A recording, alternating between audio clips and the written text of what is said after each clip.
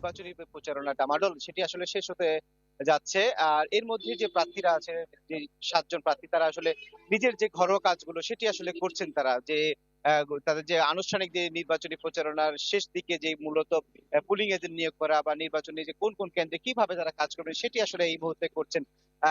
এবং আমি একটি বিষয় জানিয়ে রাখতে চাই এর মধ্যে যে রাঙ্গামাটিতে গণ অধিকার পরিষদের যে প্রার্থী রয়েছেন আবুল বাশারকে দল থেকে তারা অবাঞ্ছিত ঘোষণা করে তারা বিএনপির সমর্থনে বিএনপির যে প্রার্থী তাকে আসলে সমর্থন জানিয়েছেন তারা।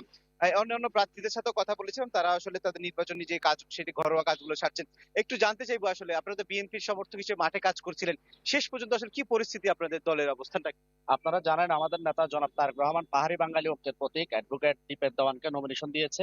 তার পরবর্তী সময় থেকে পার্বত্য এলাকায় রাঙামাটিতে পাহাড়ি বাঙালি সবাই একসাথে কাঁধে কাঁধ মিলিয়ে পাহাড়ের আনাচে কানাচে ধানের শীষের জন্য মাঠে ঘাটে কাজ করেছে। তারই পরিপ্রেক্ষিতে আজকে আমরা জমজমাট ভাবে একটি গণমিছিল করতে যাচ্ছি। আশা করি আমরা যেভাবে মাঠে ঘাটে কাজ করেছি, আমরা এই 299 নং আসন আমরা ইনশাল্লাহ আমরা ভোট ধানের শীষকে ভোট দিয়ে জয়যুক্ত করে আমরা সংসদে পাঠাতে পারবো।